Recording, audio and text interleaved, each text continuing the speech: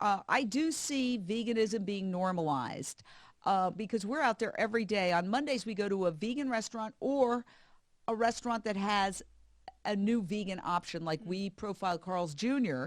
with their Beyond Meat burger. Yeah. And it was a hilarious show unintentionally. We all got, because we usually have a couple of contributors who meet up to taste test. And so we were at this Carl's Jr. and then there's a guy down the block with a gun in a motel.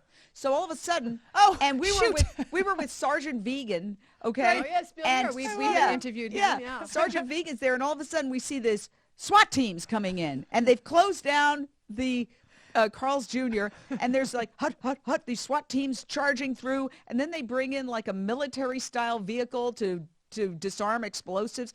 And so we were just having fun with it, frankly. We were like, and we are monitoring the situation as it unfolds outside the Carl's Jr. while we sample the Beyond Meat burger. And you couldn't have orchestrated something more bizarre and interesting. And anyway, it was a very fun video, and we got a lot of views on it. And we tried to go out, and anytime a big company or a little company does something positive, we want to showcase it. Costco got rid of the Polish sausage and replaced it with the al pastor salad, vegan salad, $4.99, an incredible deal, very tasty, and the acai bowl, 2 vegan items. So we went and we profiled that.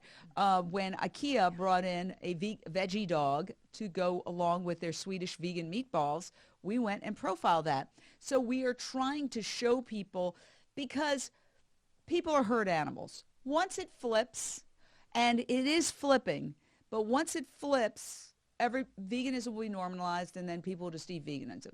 They'll eat vegan, and they won't think of it as vegan. It's just food. So yesterday we went to a restaurant called Locale, which is not vegan, but it's mostly vegan. Doesn't say it's vegan, but a lot of restaurants are doing this now. They're not vegan restaurants. They're just restaurants. And then you look at the menu, most everything is vegan. I've had this experience just normalizing it, like you said. Exactly. Without having to trumpet it. It's great. Yeah. Well, soon, hopefully, we'll be moving to, well, we're already moving, like the Impossible Burger and Beyond Burgers and things like that, or having meats that, cruelty-free meats. And then we'll maybe go into the lab and get meats that are made without any cruelty from you know, I don't know how I feel about the cells and things like that. I probably wouldn't eat them, but, you know, so. Doesn't really help with the health aspect. Cats, you know. What do you mean? Cats for what they're going to eat. Carnivores. Oh, right, yeah, for cats. I think yeah, that's right. anything that can reduce suffering, I'm for it. And I'm totally for, you know, I don't know all the details, but I'm totally for clean meat. When you see these animals going into the slaughterhouse, it is gut-wrenching. It is gut-wrenching to make eye contact with a pig and know that pig is going to be killed within minutes. Can you tell me about your first time? The first time that because I remember my first time, and if for whatever reason At the pig vigil? Yeah, or just any vigil could be, but like what, you know, for people that are, you know, are listening to this that are, you know, they're not vegan, they're kind of like, well, who goes to this as the animals are heading to slaughter? Like, what is that? Why? What are you doing? What was your first time like? What was your experience? What do you mean when you look into the eye of a pig that's gut-wrenching? Why? What are they doing? What's happening? Pigs have the emotional and intellectual development of toddler children, human children. They are super smart. Yeah. You know, they watch videos. They are highly intelligent, highly social animals, and they're babies. They go into their deaths. You know, what we're trying to do is fatten these animals up in very confined quarters, because what happens when you move around, you know, as an athlete, you burn calories. They don't want these animals to burn any calories. They keep them tightly confined so they can't move around. They fatten them up and they kill them real young. So they rip them away from their mothers. These animals have known only misery. And then when they're 6 months old, they're shipped for up to 36 hours without food or water across state lines, often, to be slaughtered. And you look at this and you say, something is wrong with humanity. That people who have the audacity to say they're animal lovers are then eating bacon and ham and sausage, and our social compact is a sick one, and we're breaking it. And it's, that suffering doesn't count. You can call yourself a good person. I saw a lady yesterday walking down. She had a big bag, said kind. And I said, oh, so you're vegan. She just looked at me and kept walking.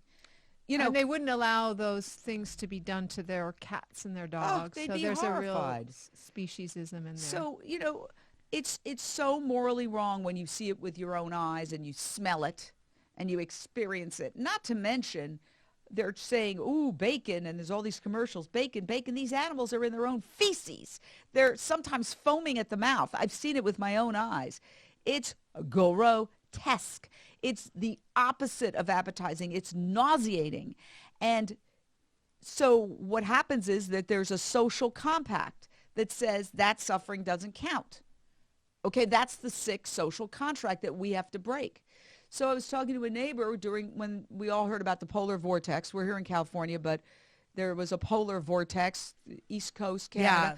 These poor Minnesota. animals were showing up with frostbite and hypothermia. They're being driven to their slaughter in open-air trucks in minus 45 with the wind chill, or minus 50 or There's minus no laws 100. surrounding their transport. There's no law. Temperature. There's only one. Temperature. There's only one law for tell me if I'm wrong, and that's that every 28 hours they have to have a stop for water and food. I think that's the only law that covers pigs. But they always make it in under cows that time, so in they probably don't transport have and to do that. chickens. I don't. Yeah. I No, but honestly they- don't know, because there's different jurisdictions, and you could even talk about Canada, United States. I know that they travel for long distances across state lines without water, and they are so thirsty when they arrive at the slaughterhouse because people are there giving them water. That's what we've Yeah, experienced at the and so it's LA morally wrong. slaughterhouse. So anyway, during the polar vortex, here I'm in California, and I ran into a neighbor, and has a dog, otherwise very, very nice, friendly person, like her.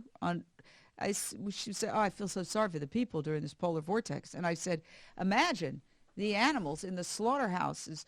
Imagine the animals in the slaughterhouse trucks being driven through the polar vortex in sub-zero weather in open-air trucks.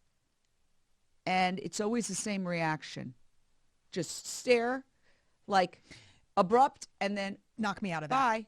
Yeah. Bye. Bye. You just broke the social contract. You just talked about. Yes, but if you say that, the more they hear that, it will chip away, because marketers say you need to hear a message 7 times before you can even open up to it. Yes. So good on you for bringing it up, and Yeah. I don't think she'll forget what you said, because it probably was something she'd never thought about ever in her life, and now you opened her mind a little. In times of great horror, whether it's during the time of slavery, during the time of Nazi Germany, the statistics, most people say to themselves, I would have done something.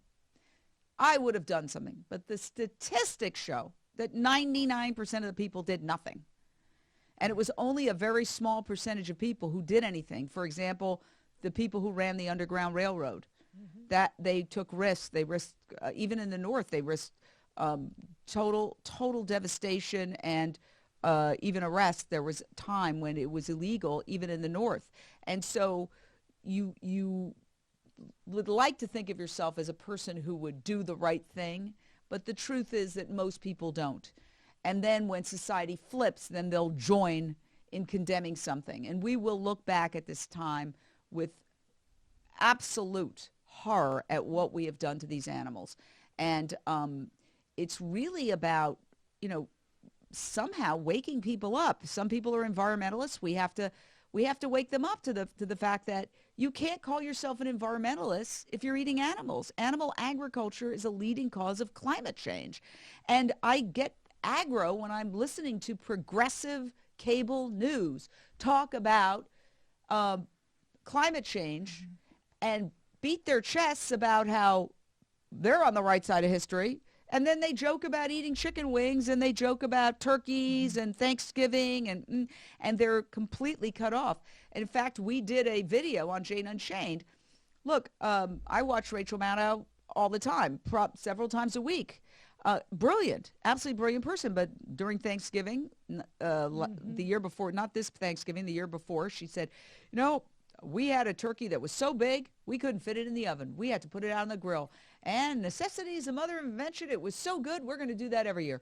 So what we did is we recorded a video, and we said very respectfully, we admire you, we watch you, but we were very disappointed when you did that, and explained why. And we had several people commenting. and it got 160-some thousand views. And I hope that she saw it, and I hope that it would wake her up. She mentioned something about turkey this year, this past year. Well, she was off during Thanksgiving.